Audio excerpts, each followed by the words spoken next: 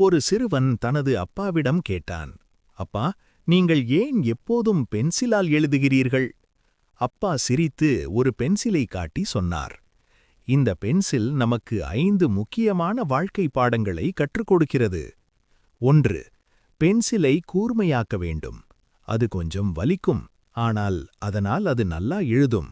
அதே மாதிரி வாழ்க்கையில் வரும் கஷ்டங்கள் நம்மை நல்லவர்களாக மாற்றும். 2. பென்சில் தவறு செய்தால் அழிக்கலாம்.